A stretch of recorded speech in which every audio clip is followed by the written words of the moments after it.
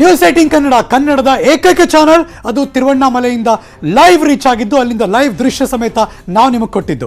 ಮೊದಲ breaking news ಬರ್ತಾ ಇದೆ ಈ ಕ್ಷಣಕ್ಕೆ. ಆಸಿಡ್ನಾಗ ಪೊಲೀಸರ ಕೈಗೆ ಸಿಕ್ಕಿದ್ದಾದ್ರೂ ಹೇಗಿತ್ತು ಆಪರೇಷನ್? ತಿರುವಣ್ಣಾಮಲೆಯಲ್ಲಿ ಸಿಕ್ಕಂತ ಸುಳಿವು ಹೇಗದು ನಡೀತು ಎಲ್ಲವೂ ಕೂಡ on news 18 Kannada. Breaking news.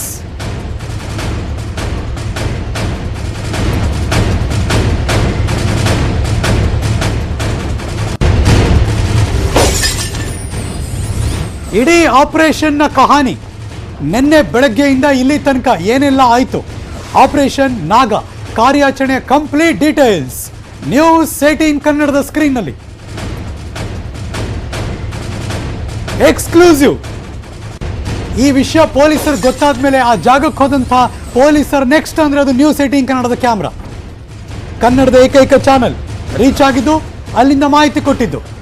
ಇದೀಗ ಬರ್ತಾ ಇದೆ ನಿನ್ನೆ ಬೆಳಗ್ಗೆಯಿಂದ ಇಲ್ಲಿ ತನಕ ಕಂಪ್ಲೀಟ್ ಆ ಕಾರ್ಯಾಚರಣೆಯ ಪಿನ್ ಟು ಪಿನ್ ಡೀಟೇಲ್ಸ್. ಏನೆಲ್ಲ ಆಯಿತು, ಪ್ರತಿ ಹಂತದ ಬೆಳವಣಿಗೆ ಏನು, ಏನೆಲ್ಲ ನಡೀತು, ಪೊಲೀಸರು ಆತನನ್ನು ಹಿಡಿಯೋದಕ್ಕೆ ಮಾಡಿದಂಥ ಪ್ಲಾನ್ ಏನು, ಕಂಪ್ಲೀಟ್ ಆಪರೇಷನ್ ನಾಗನ ಡೀಟೇಲ್ಸ್ ತೆರೆದುಕೊಳ್ತಾ ಇದೆ ನ್ಯೂಸ್ 18 ಕನ್ನಡದಲ್ಲಿ.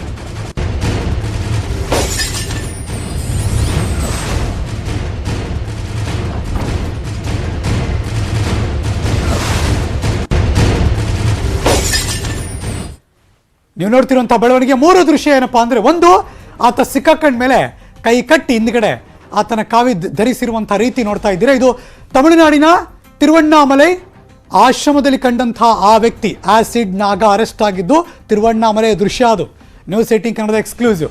ಮಧ್ಯಭಾಗದಲ್ಲಿ ಆ ಪೊಲೀಸ್ ಆಫೀಸರ್ಸ್ ಇದಕ್ಕೆಲ್ಲ ನೀಟಾಗಿ ಪ್ಲ್ಯಾನ್ ಮಾಡಿ ಹೋಗಿ ಎಡೆಮುರಿ ಕಟ್ಟಿ ಹಿಡ್ಕೊಂಬಂದ್ರಲ್ಲ, ಆ ಎಲ್ಲ ಪೊಲೀಸ್ ಆಫೀಸರ್ಸ್ಗಳಿಗೆ ಬೆಂಗಳೂರು ನಗರ ಪೊಲೀಸ್ ಆಯುಕ್ತ ಕಮಲ್ ಪಂತ್ ಅವರು 5 ಲಕ್ಷ ರೂಪಾಯಿಗಳ ಬಹುಮಾನವನ್ನು ಕೊಟ್ಟದ್ದು. ಅವರಿಗೆ ಸರ್ಟಿಫಿಕೇಟ್ ಆಫ್ ಅಪ್ರಿಸಿಯೇಷನ್, ಪ್ರಶಂಸನಾ ಪತ್ರವನ್ನು ಅವರಿಗೆ ಕೊಟ್ಟಂಥಗಳಿಗೆ ಕಮಲ್ ಪಂತ್ ಅವರು ಬಲಭಾಗದಲ್ಲಿ ತಿರುವಣ್ಣಾಮಲೈ ನ್ಯೂಸ್ 18ನ ಗ್ರೌಂಡ್ ರಿಪೋರ್ಟ್ ಕನ್ನಡದ ಏಕೈಕ ಚಾನಲ್ ಅಲ್ಲಿ ಹೋಗಿದ್ದು, ಅಲ್ಲಿ ಎಲ್ಲ ಬೆಳವಣಿಗೆಯನ್ನು ಶೂಟ್ ಮಾಡಿದ್ದು, ದೃಶ್ಯ ಸಮೇತ ತೋರಿಸಿದ್ದು. ನಾಗನ ಸುಳಿವು ಸಿಕ್ಕಿದ್ದು ಒಂದೇ ಒಂದು ಪೋಸ್ಟರ್ನಿಂದ ಅನ್ನೋದು ಗಮನಿಸಬೇಕಿದೀಗ. ನಾಗನ ಹುಡುಕಾಟಕ್ಕಾಗಿ ಪೋಸ್ಟರ್ ಮಾಡಿಸಿದ್ರು ಪೊಲೀಸರು. ಬರ್ತಾ ಇದೆ ನೋಡಿ ಬ್ರೇಕಿಂಗ್ ನ್ಯೂಸ್. ತಮಿಳುನಾಡಿನ ಪೊಲೀಸರಿಗೂ ಆ ಪೋಸ್ಟರ್ನ ಕಳಿಸ್ಕೊಟ್ಟಿದ್ರು. ನಾಗ ಹಿಂಗಿದ್ದಾನೆ, ಈ ಥರ ಏನಾದರೂ ತಲೆ ಬೋಳಿಸಿದ್ರೆ, ಈ ಥರ ಗಡ್ಡ ಬೋಳಿಸಿದ್ರೆ, ಈ ಥರ ಏನಾದರೂ ಚೇಂಜಸ್ ಮಾಡ್ಕೊಂಡಿದ್ರೆ ಹಿಂಗೆ ಕಾಣಿಸ್ತಾನ ಅವನು ಅಂತ ಒಂದು ಪೋಸ್ಟರ್ ಮಾಡಿಸಿದ್ರು. ಬಿಟ್ಟರು ನೋಡಿ ಆ ಪೋಸ್ಟರ್ನ. Breaking news.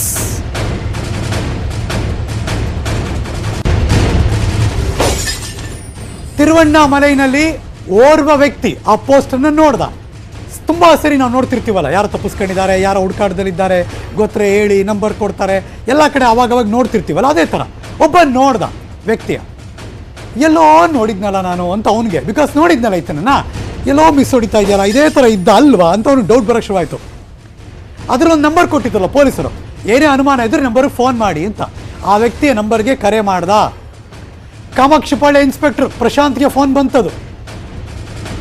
ಎಲ್ಲೆಲ್ಲಿ ಏನೇನು ವರ್ಕ್ ಆಗುತ್ತೋ ಯಾರಿಗೂ ಗೊತ್ತಿಲ್ಲ. ನೋಡಿ ಹಿಂಗಿದೆ ಅಂತ ಕತೆ. ತಿರುವಣ್ಣಾಮಲೈನಲ್ಲಿ ಆರೋಪಿ ಇದ್ದ ಬಗ್ಗೆ ಮಾಹಿತಿ ಸಿಕ್ತು. ಯಾರಿಗೆ? ಕಾಮಾಕ್ಷಿಪಾಳ್ಯದ ಇನ್ಸ್ಪೆಕ್ಟರ್ಗೆ. ಅವರ ಹೆಸರು ಪ್ರಶಾಂತ್. ಫೋನ್ ರಿಸೀವ್ ಮಾಡ್ತಾರೆ. ತಕ್ಷಣ ಗೊತ್ತಾಗುತ್ತೆ, ಓ ಇಲ್ಲೆಲ್ಲೋ ಇದೆ ಅಂತ.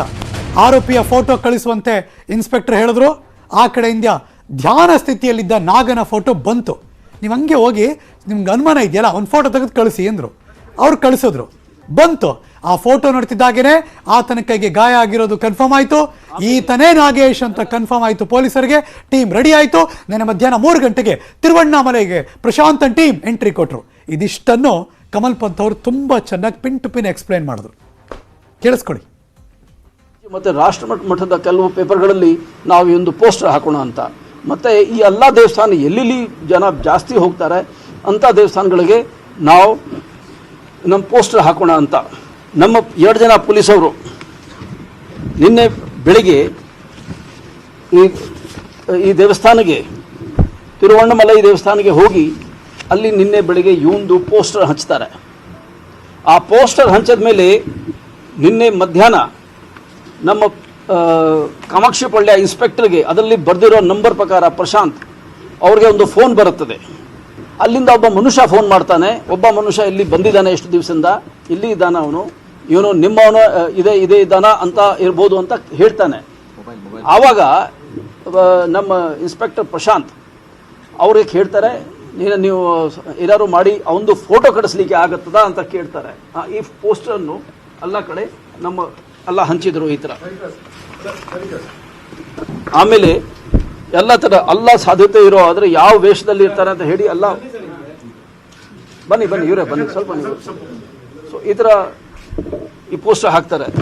ಆವಾಗ ಅಲ್ಲಿಂದ ಯಾರೋ ಅವರು ಅಂದರೆ ನಾವು ಮೆಚ್ಚಬೇಕಾಗುತ್ತದೆ. ಅಲ್ಲಿ ಇರೋ ಒಬ್ಬರು ನಾಗರಿಕರು ಈ ಥರ ಅಲ್ಲಿ ಈ ವೇಷದಲ್ಲಿ ಇದ್ದು ಫೋಟೋ ಕಳಿಸ್ತಾರೆ.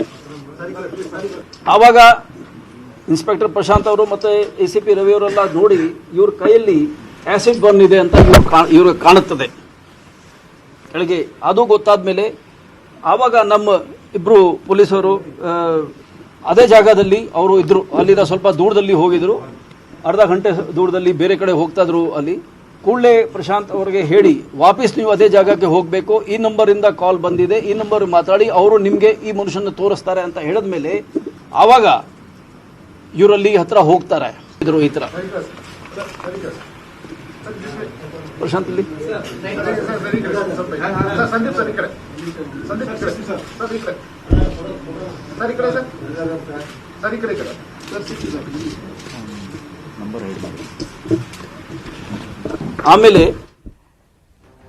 ಆಮೇಲೆ ಈಗ ಹೇಳ್ತೀನಿ ನೋಡಿ. ತಿರುವಣ್ಣಾಮಲೈನ ಪೊಲೀಸರು ಆಶ್ರಮಕ್ಕೆ ಹೋಗಿದ್ರು. ಆಶ್ರಮದಲ್ಲಿ ಧ್ಯಾನ ಮಾಡ್ತಿದ್ದ ಕೂತಿದ್ದ ಆರೋಪಿ. ಇದುವರೆಗೆ ಆತ ಸನ್ಯಾಸಿ, ಆತ ಆರಾಮಾಗಿದ್ದಾನೆ, ಒಳ್ಳೊಳ್ಳೆ ಮನಸ್ಥಿತಿ ಇದೆ ಆತನಿಗೆ ಅಂತ ಅಲ್ಲಿರೋರೆಲ್ಲ ಅಂದ್ಕೊಂಡಿದ್ರೇನೋ. ಯಾಕೆ ನಿರ್ಲಿಪ್ತನಾಗಿ ಮನಸ್ಸು ಒಳಗಡೆ ಎಷ್ಟೇ ಆತಂಕ ಇದ್ರೂ ಭಗವಂತ ಕಾಪಾಡಪ್ಪ ಅಂತ ಧ್ಯಾನ ಮಾಡ್ತಿದ್ದೇನೋ. ಪೊಲೀಸರು ಆತನ ಪಕ್ಕದಲ್ಲಿ ಹೋಗಿ ಕೂತರು. ಸುಮ್ಮನೆ ಕಲ್ಪನೆ ಮಾಡ್ಕೊಳ್ಳಿ ಅಷ್ಟೇ. ಇದನ್ನ ನೋಡ್ತಿರ್ಬೇಕಾರೆ, ಇದನ್ನ ಕೇಳಿಸ್ಕೊತಿರ್ಬೇಕಾರೆ ಅದೇ ಆಶ್ರಮ, ಆತ ಧ್ಯಾನ ಮಾಡಿ ಕೂತಿದ್ದ, ಆತನೇ ಅಂತ ಕನ್ಫರ್ಮ್ ಆಯಿತು. ಪೊಲೀಸರು ಭಕ್ತರ ಸೋಗಿನಲ್ಲಿ ಎಂಟ್ರಿ ಕೊಟ್ಟರು. ಒಳಗೆ ಹೋಗ್ತಿದ್ದಾಗೇನೆ ಈತನೇ ಆ ನಾಗೇಶ, ಆ್ಯಸಿಡ್ ನಾಗ ಅಂತ ಗೊತ್ತಾಯ್ತು. ಅವನು ಧ್ಯಾನ ಮಾಡ್ತಾ ಕೂತಿದ್ದ ಒಂದು ಕಡೆ. ಪೊಲೀಸರು ಹೋದ್ರು, ಇಬ್ರು ಆ ಕಡೆ ಈ ಕಡೆ ಹೋಗ್ಬಿಟ್ಟು ಅವನ ಪಕ್ಕ ಕೂತ್ಕೊಂಡ್ರು. ಸುಮ್ಮನೆ ವಿಜುವಲೈಸ್ ಮಾಡ್ಕೊತಾ ಇರಿ, ನಾನು ಹೇಳ್ತಿರೋದನ್ನ ಅಷ್ಟೇ. ಆರೋಪಿಗೆ ನಿನ್ನ ಹೆಸರು ಏನು ಅಂತ ಕೇಳಿದ್ರು. ಇವ್ರು ಹೋಗಿ ತಮಿಳಲ್ಲಿ ಕೇಳಿದ್ರು ಅನ್ಸುತ್ತೆ, ಬಿಕಾಸ್ ತಮಿಳು ಗೊತ್ತಲ್ಲ ಅಲ್ಲಿ, ಅವನಂತೂ ತಮಿಳು ಗೊತ್ತು. ಪೇರೆನ್ನ ಅಂತೇನೋ ಕೇಳಿರ್ಬೇಕು. ಪ್ರಶ್ನೆ ಮಾಡಿದ್ರು. ಆಗ ಅವನು ನಾಗೇಶ್ ಅಂದ. ಅಲ್ಲಿ ಕನ್ಫರ್ಮು, ಇವನು ಬರೀ ನಾಗೇಶ್ ಅಲ್ಲ, ಇವನೊಬ್ಬ ಆ್ಯಸಿಡ್ ನಾಗ ಅಂತ ಆತನ ಕೈ ಹಿಡಿದು ಸುಮ್ಮನೆ ಹಿಂದಕ್ಕೆ ತಿರುಗಿಸಿದ್ರು. ಅಲ್ಲಿಗೆ ಅವನಿಗೂ ಗೊತ್ತಾಯ್ತು, ಗುರು ನಾ ಸಿಕ್ಬಿದ್ದೆ, ಇನ್ನೇನು ಮಾಡ್ಕೊಳಕ್ಕಾಗಲ್ಲ, ಇವರು ಪೊಲೀಸರೇ ಇವರು ಅಂತ. ಆ ವೇಳೆ ಆತನ ವಶಕ್ಕೆ ಪಡೆದ್ರು ತಿರುವಣ್ಣಾಮಲೈ ಪೊಲೀಸರು. ಕರ್ನಾಟಕದ ಪೊಲೀಸರು ಜೊತೆಗಿದ್ರು. ಅಲ್ಲಿಗೆ ಆತ ಗೊತ್ತಾಯಿತು, ನಾನು ಎಲ್ಲೋ ಚಾಪೆ ಕೆಳಗೆ ತೂರ್ಕೊಂಬಂದು ಕೂತಿದ್ದೆ, ಈ ಪೊಲೀಸರು ನೆಕ್ಸ್ಟ್ ಲೆವೆಲಲ್ಲಿ ರಂಗೋಲೆ ಕೆಳಗೆ ತೂರಿ ಇಲ್ಲಿ ನನ್ನ ಪಕ್ಕ ಬಂದು ಕೂತಿದ್ದಾರೆ, ನಾನು ಲಾಕ್ ಆಗಿದ್ದೀನಿ, ಇನ್ನು ತಪ್ಪಿಸ್ಕೊಳಕ್ಕೆ ಸಾಧ್ಯ ಇಲ್ಲ ಅಂತ. ಅಲ್ಲಿಗೆ ಮುಗೀತು ಕಥೆ. ಆ ಕಥೆ ಏನು ಕಮಿಷನರ್ ಹೇಳ್ತಾರೆ, ಕೇಳಿಸ್ಕೊಳ್ಳಿ. ಸ್ಟೇಷನ್ನಲ್ಲಿ ಕೂತಿರ್ತಾನೆ, ಇವನಿಗೆ ಗೊತ್ತಾಗೋದಿಲ್ಲ. ಅವರು ಹಿಂದೆ ಹೋಗಿ ಅವ್ರ ಪಕ್ಕದಲ್ಲಿ ಇಬ್ರು ಕೂತ್ಕೊಡ್ತಾರೆ. ಎಲ್ಲಿ ಇಬ್ರು ಅವ್ರ ಪಕ್ಕದಲ್ಲಿ ಕೂರ್ತಾರೆ. ಅವ್ರು ಕೂತದ ಮೇಲೆ ಹಿಂದೆ ಅವರು ಕೂತಾಗ, ಅವ್ರ ಜೊತೆ ಕೂತಾಗ ಅವ್ರು ಕೇಳ್ತಾರೆ, ನಿನ್ನ ಹೆಸರು ಏನು, ನೀನು ಅವನು ಏನು ಹೇಳಲ್ಲ ಫಸ್ಟ್ 2 ಸಲ. ಆಮೇಲೆ ಅವನಿಗೆ ಭಾಳ ಗಟ್ಟಿಯಾಗಿ ಕೇಳಿದ ಮೇಲೆ ಅಲ್ಲಿನ ಇದ್ದಾಗ, ಯಾವಾಗ ಅಲ್ಲಿ ಜನ ಮಧ್ಯದಲ್ಲಿ ಕೇಳುವಾಗ ಆವಾಗ ಅವನು ಹೇಳ್ತಾನೆ ನಾಗೇಶ್ ಅಂತ. ಇಬ್ಬರು ಆವಾಗ ಕೂಡಲೇ ಅವನಿಗೆ ಇಮಿಡಿಯೇಟ್ ಆಗಿ ಅವನಿಗೆ ಅಲ್ಲಿ ಅರೆಸ್ಟ್ ಮಾಡ್ತಾರೆ, ಅವನಿಗೆ ವಶಕ್ಕೆ ತಗೊಡ್ತಾರೆ. ಮುಂದಕ್ಕೆ ಹೋಗುತ್ತೆ ನೋಡಿ ಸ್ಟೋರಿ. ಮಧ್ಯಾಹ್ನ 3 ಗಂಟೆಗೆ ಆಶ್ರಮಕ್ಕೆ ಭೇಟಿ ನೀಡಿದ್ದ ಇನ್ಸ್ಪೆಕ್ಟರ್ ಪ್ರಶಾಂತ್ ಅವರು, ಅವರ ಇಡೀ ಟೀಮ್ನವರು ನಾಗೇಶ್ ಆ್ಯಸಿಡ್ ದಾಳಿ ಬಗ್ಗೆ ಆಶ್ರಮದವರಿಗೆ ಮಾಹಿತಿಯನ್ನು ಕೊಟ್ಟರು. ನಾಗನ ಕಿರಾತಕ ಇದ್ದಲ್ಲ, ಆತನ ಬಗ್ಗೆ ಕೇಳಿ ಆಶ್ರಮದವ್ರಿಗೆಲ್ಲ ಫುಲ್ ಶಾಕು. ಓಹೋ, ಇಂಥ ಕಿರಾತಕ, ಈ ಕಾವಿಯನ್ನು ಧರಿಸ್ಕೊಂಡು ಕಾಕಿಗೆ ಬೇಕಾದವನು ನಮ್ಮ ಜೊತೆ ಇದ್ನಲ್ಲ ಇಷ್ಟು ದಿನ ಅಂತ ಅವರು ಆಶ್ರಮದವರಿಗೆ ಮಾಹಿತಿಯನ್ನು ಕೊಟ್ಟರು. ಅದಾದ್ಮೇಲೆ ನಾಗನನ್ನ ಅರೆಸ್ಟ್ ಮಾಡಿದ್ರು. Breaking news.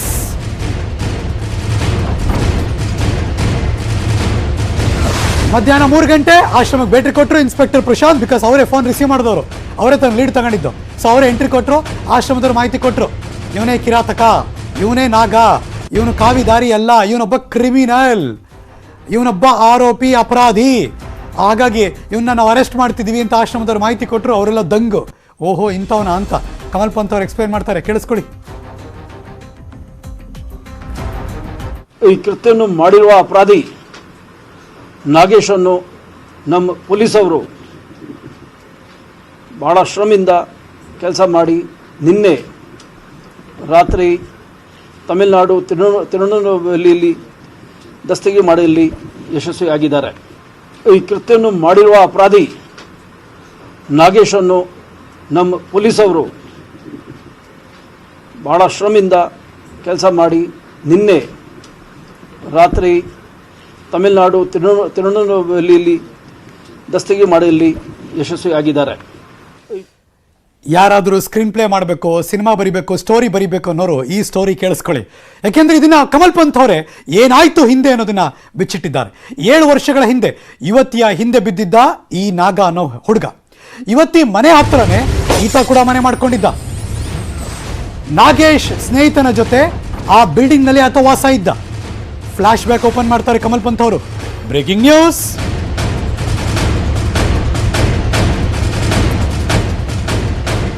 ಏಳು ವರ್ಷದ ಹಿಂದೆ ಯುವತಿ ಹಿಂದೆ ಬಿದ್ದಿದ್ದ ಈತ.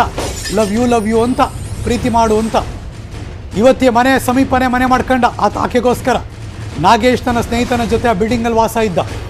ಹುಡುಗಿ ಜೊತೆ ಸ್ನೇಹ ಸಂಪಾದನೆ ಮಾಡ್ತಾ, ನಮಸ್ಕಾರ, ಗುಡ್ ಮಾರ್ನಿಂಗ್, ಚೆನ್ನಾಗಿದ್ದೀರಾ, ಇದು ಶುರು ಆಗುತ್ತಲ್ಲ ಆ ಥರದ್ದೆಲ್ಲ.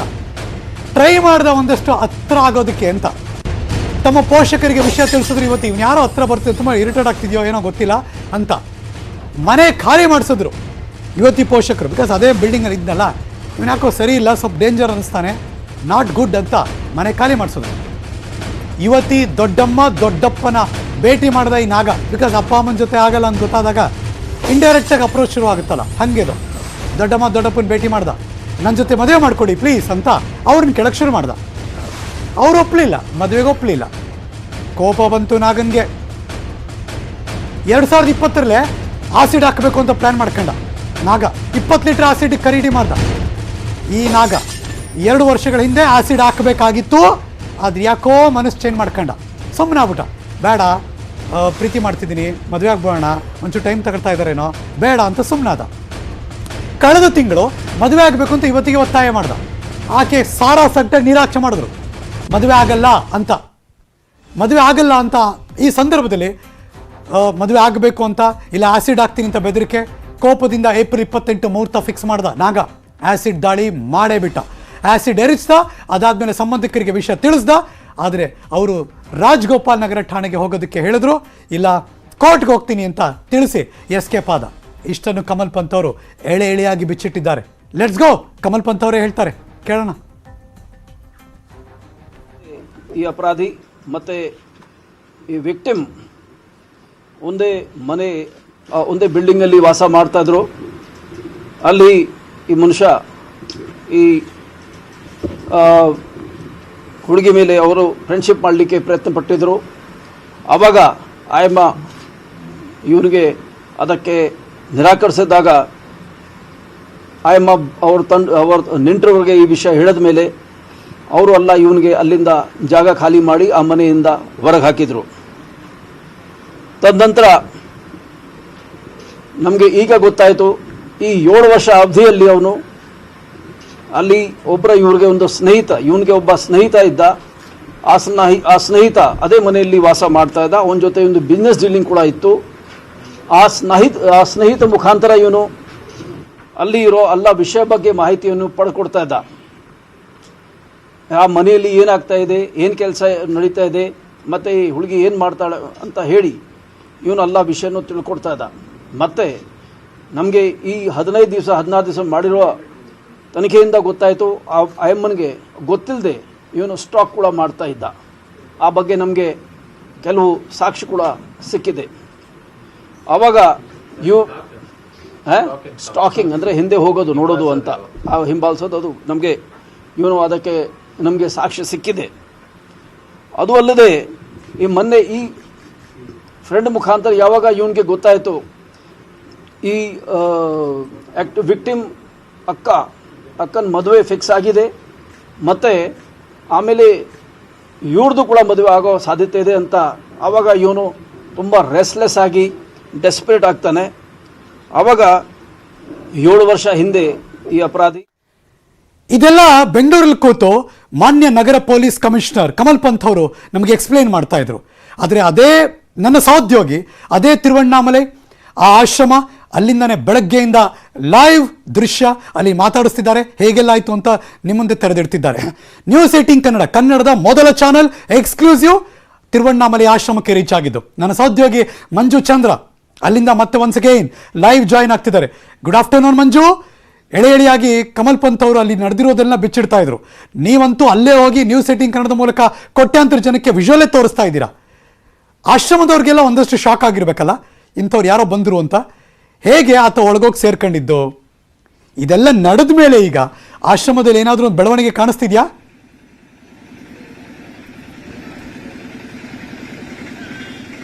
ಹರೀಶ್, ಖಂಡಿತವಾಗ್ಲೂ ನಿನ್ನೆ ನಾವು ಕೂಡ ಹೇಳಿದ್ವಿ. ಅಂದ್ರೆ ಎಲ್ಲೋ ಒಂದು 2-3 ಜನ ಪೊಲೀಸರು ಹೋಗ್ತಾರೆ, ಡೌಟ್ ಬರುತ್ತೆ. ಡೌಟ್ ಆದ ನಂತರ ಆತನ ನಿಧಾನಕ್ಕೆ ಒಂದು ಹೆಸರನ್ನ ಕೂಗ್ತಾರೆ. ಆತ ತಿರುಗಿ ನೋಡ್ತಾನೆ. ತಿರುಗಿ ನೋಡಾದ್ಮೇಲೆ ಇವನೇ ನಾಗೇಶ್ ಅಂತ ಕೂಡ ಗೊತ್ತಾಗುತ್ತೆ. ಮೊದಲಿಗೆ ಅವನೇನು ಮಾತಾಡಲ್ಲ ಅಂತ ಕೂಡ. ಇವತ್ತು ಕೂಡ ನಗರ ಪೊಲೀಸ್ ಆಯುಕ್ತ ಕಮಿಷನರ್ ಕೂಡ ಕಮಲ್ ಪಂತ್ ಅವರು ಕೂಡ ಅದೇ ರೀತಿಯಾಗಿ ಹೇಳ್ತಾ ಇರ್ತಕ್ಕಂಥ ಏನಂತಂದ್ರೆ, ಅಂದ್ರೆ ಈತ ಮೊದಲಿಗೆ ಒಳಗಡೆ ಒಂದು ಮೆಡಿಟೇಷನ್ ಅಲ್ಲಿ ಕೂತಿರ್ತಾನೆ, ಒಂದು ಟೆಂಪಲ್ ಒಳಗಡೆಗೆ. ಅಂದ್ರೆ ಏನೊಂದು ಕಲ್ಯಾಣಿ ತೋರಿಸಿದ್ವಿ, ಆ ಕಲ್ಯಾಣಿ ಪಕ್ಕದಲ್ಲಿ ಒಂದು ದೇವಸ್ಥಾನ ಇದೆ, ದೇವಸ್ಥಾನ ಮಂದಿರದಲ್ಲಿ ಒಂದು ಧ್ಯಾನವನ್ನ ಮಾಡ್ತಾ ಇರ್ತಾನೆ.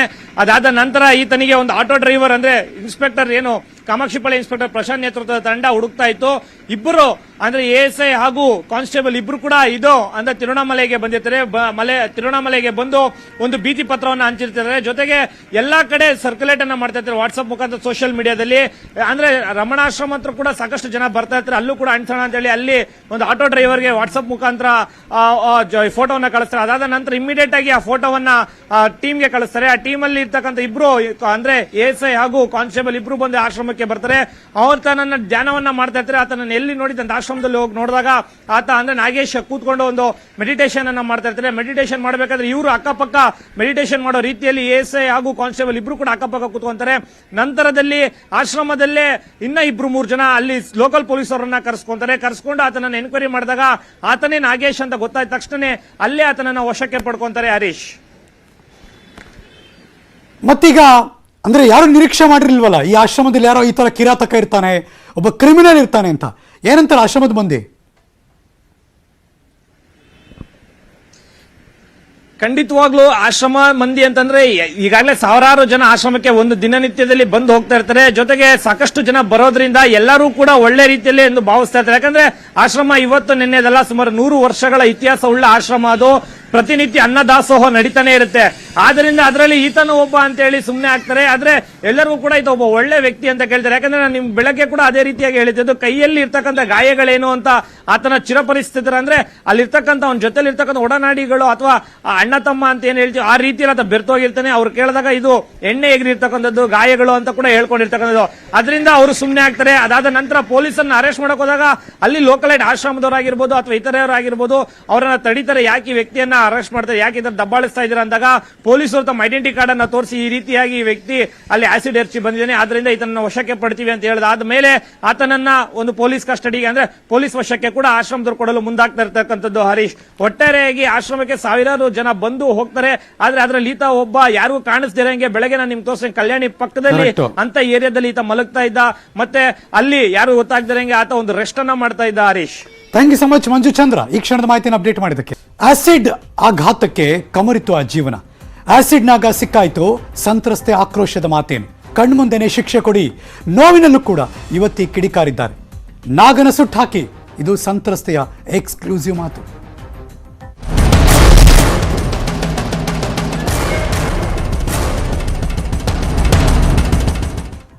ಆಕೆಯ ಜಾಗದಲ್ಲಿ ಯಾರೇ ಇದ್ರೂ ಈ ಕೋಪ, ಈ ಆಕ್ರೋಶ ಇದ್ದೇ ಇರುತ್ತೆ. ತಮಿಳುನಾಡಲ್ಲಿ ಆಸಿಡ್ ದಾಳಿಕೋರ ನಾಗ ಅಂಧಾರಾದ, ಕಡೆಗೂ ನಿಟ್ಟುಸಿರು ಬಿಟ್ಟರು ಆಸಿಡ್ ಸಂತ್ರಸ್ತೆಯ ಕುಟುಂಬದವರು. ಈಗ ನಾಗನ ಬಗ್ಗೆ ಆಕ್ರೋಶವನ್ನು ಹೊರಹಾಕಿದ್ದಾರೆ. ಸಂತ್ರಸ್ತೆ ಹೇಳಿದ್ದಾರೆ, ಸುಟ್ಟಾಕಿ ಆತನ್ನ ಅಂತ. Breaking news.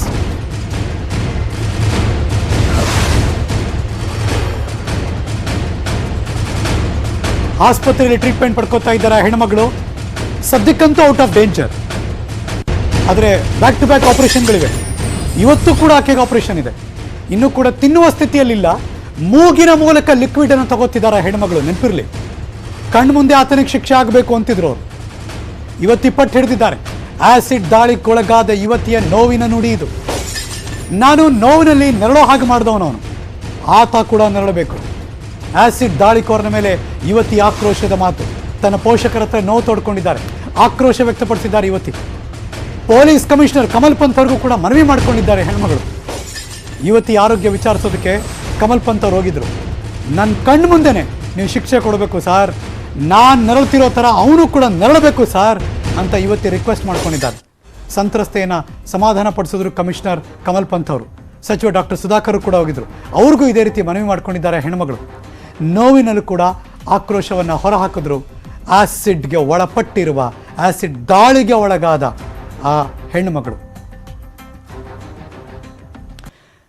ಆಕೆ ಪರಿಸ್ಥಿತಿ ಏನು, ಆಕೆ ಏನು ಮಾತಾಡ್ತಿದ್ದಾಳೆ, ಇದ್ರ ಬಗ್ಗೆ ಅವ್ರ ಜೊತೆ ಸದಾ ಇರುವ ದೊಡ್ಡಮ್ಮ ಫೋನಲ್ಲಿ ಮಾತಾಡಿದ್ರು.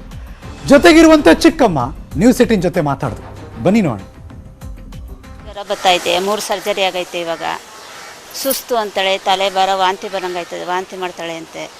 ಅದಕ್ಕೆ ನಾವು ಯಾರು ಒಳಗಡೆ ಕೊಯ್ತಾ ಇಲ್ಲ, ಅಲ್ಲೆಲ್ಲ ನೋಡ್ಕೋತಾ ಇರೋದೇ ನಮ್ಮ ಅಕ್ಕ. ವಾರ್ಡ್ಗೆ ಅಂದರೆ ಯಾವುದೋ ಸ್ಪೆಷಲ್ ವಾರ್ಡ್ಗೆ ಅಂತ ಬೇರೆ ವಾರ್ಡ್ಗೆ ಹಾಕವ್ರೆ, ಅಲ್ಲಿ ನಮ್ಮ ಅಕ್ಕ ಒಬ್ಬರೇ ಇರೋದು. ನಮ್ಮನ್ನ ಯಾರನ್ನೂ ಒಳಗಡೆ ನಾವು ಒಯ್ತಾ ಇಲ್ಲ. ಜ್ವರ ಬರ್ತದೆ ಅಂದ್ಬಿಟ್ಟು ಇನ್ಫೆಕ್ಷನ್ ಆಯ್ತದೆ ಅಂತ ನಾವು ಒಳಗಡೆ ಕೊಯ್ತಾ ಇಲ್ಲ. ಬರೀ ಗಂಜಿ ಹಾಲು ಅದನ್ನು ಕೊಡ್ತಾರೆ. ಅವನಿಗೆ ಶಿಕ್ಷೆ ಕೊಡಬೇಕು, ಚೆನ್ನಾಗಿ ಆಗ್ಬತ್ತೀನಿ ನಾನು. ಜ್ವರ ಬರ್ತೈತೆ, 3 ಸರ್ಜರಿ ಆಗೈತೆ. ಇವಾಗ ಸುಸ್ತು ಅಂತಾಳೆ, ತಲೆ ಭಾರ, ವಾಂತಿ ಬರಂಗಾಯ್ತದೆ, ವಾಂತಿ ಮಾಡ್ತಾಳೆ ಅಂತೆ. ಅದಕ್ಕೆ ನಾವು ಯಾರು ಒಳಗಡೆ ಕೊಯ್ತಾ ಇಲ್ಲ, ಅಲ್ಲೆಲ್ಲ ನೋಡ್ಕೋತಾ ಇರೋದೇ ನಮ್ಮ ಅಕ್ಕ. ವಾರ್ಡ್ಗೆ ಅಂದರೆ ಯಾವುದೋ ಸ್ಪೆಷಲ್ ವಾರ್ಡ್ಗೆ ಅಂತ ಬೇರೆ ವಾರ್ಡ್ಗೆ ಹಾಕವ್ರೆ, ಅಲ್ಲಿ ನಮ್ಮ ಅಕ್ಕ ಒಬ್ಬರೇ ಇರೋದು. ನಮ್ಮನ್ನ ಯಾರನ್ನೂ ಒಳಗಡೆ ನಾವು ಒಯ್ತಾ ಇಲ್ಲ. ಜ್ವರ ಬರ್ತದೆ ಅಂದ್ಬಿಟ್ಟು ಇನ್ಫೆಕ್ಷನ್ ಆಯ್ತದೆ ಅಂತ ನಾವು ಒಳಗಡೆ ಕೊಯ್ತಾ ಇಲ್ಲ. ಬರೀ ಗಂಜಿ ಹಾಲು ಅದನ್ನು ಕೊಡ್ತಾರೆ. ಅವನಿಗೆ ಶಿಕ್ಷೆ ಕೊಡಬೇಕು, ಚೆನ್ನಾಗಿ ಆಗ್ಬತ್ತೀನಿ ನಾನು. ಜ್ವರ ಬರ್ತೈತೆ, 3 ಸರ್ಜರಿ ಆಗ. ಆಸಿಡ್ ನಾಗನ ಕಾಲಿಗೆ ಗುಂಡು ಹೊಡೆಯೋದಲ್ಲ, ನಾಗನನ್ನ ಎನ್ಕೌಂಟರ್ ಮಾಡಬೇಕಾಗಿತ್ತು. ನ್ಯೂಸ್ 18 ಜೊತೆ ಸಂತ್ರಸ್ತೆಯ ಕುಟುಂಬಸ್ಥರು ಆಕ್ರೋಶ ವ್ಯಕ್ತಪಡಿಸಿದ್ದಾರೆ.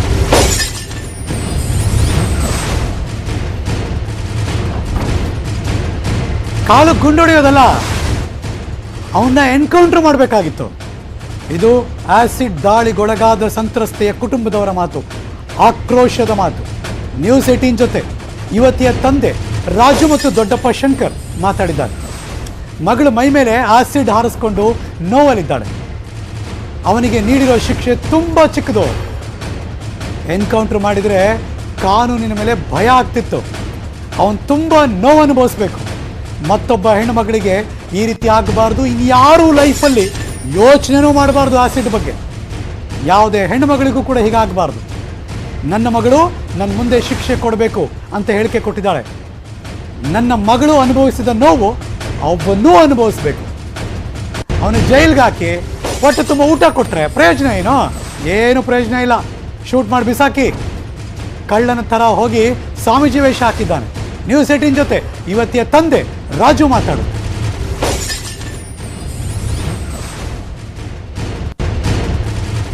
6 ದಿನಗಳಿಂದ ನಿಗೂಢವಾಗಿ ಕಾಣೆಯಾಗಿದ್ದಂಥ ಆಸಿಡ್ ನಾಗ ನಿನ್ನೆ ತಮಿಳುನಾಡಿನ ತಿರುವಣ್ಣಾಮಲೈನ ಒಂದು ಆಶ್ರಮದಲ್ಲಿ ಪೊಲೀಸರಿಗೆ ಸಿಕ್ಕಿಬಿದ್ದಾನೆ. ನಿನ್ನೆ ಮಧ್ಯರಾತ್ರಿ ಬೆಂಗಳೂರಿಗೆ ಕರ್ಕೊಂಡ್ಬರುವಂತಹ ಸಂದರ್ಭದಲ್ಲಿ ಅಲ್ಲಿ ಯೂರಿನ್ಗೆ ಹೋಗಬೇಕು ಅಂತ ಹೇಳಿ ಪೊಲೀಸರನ್ನ ಯಾಮಾರಿಸಿ ಅಲ್ಲಿಂದ ಪರಾರಿಯಾಗಲು ಯತ್ನಿಸಿ ಇದ್ದ ಸಂದರ್ಭದಲ್ಲಿ ಪೊಲೀಸರು ಆತನನ್ನ ಒಬ್ಬನು ಶರಣಾಗುವಂತೆ ಕೇಳಿದ್ದಾರೆ. ಆದರೆ ಅಲ್ಲಿಂದ ಎಸ್ಕೇಪ್ ಆಗೋಕೆ ಕೆಂಗೇರಿಯ ಒಂದು ಮೇಲ್ಸೇತುವೆ ಬಳಿ ಎಸ್ಕೇಪ್ ಆಗಿ ನೋಡಿದ ಸಂದರ್ಭದಲ್ಲಿ ಆತನ ಬಲಗಾಲಿಗೆ ಗುಂಡು ಹೊಡೆದು ಆತನನ್ನ ವಶಕ್ಕೆ ತೆಗೆದುಕೊಂಡ್ರೆ ಸದ್ಯ ಆತನಿಗೆ ಚಿಕಿತ್ಸೆಯನ್ನ ಕೊಡಲಾಗ್ತಾ ಇರುವಂತದ್ದು. ಆದರೆ ಕಳೆದ 16 ದಿನಗಳಿಂದಲೂ ಕೂಡ ಕಣ್ಮರೆಯಾಗಿದ್ದರೆ ಒಂದು ಕಡೆ ಆತ, ಆದರೆ ಆಕೆ ಏನು 23 ವರ್ಷದ ಯುವತಿ ಸಾವು ಬದುಕಿನ ಮಧ್ಯೆ ಹೋರಾಟವನ್ನು ನಡೆಸಿ ಕೊನೆಗೂ ಕೂಡ ಪವಾಡದ ರೀತಿಯಲ್ಲಿ ಆರೋಗ್ಯದ ಚೇತರಿಕೆ ಕಂಡುಹಿಡಿದಾಳೆ.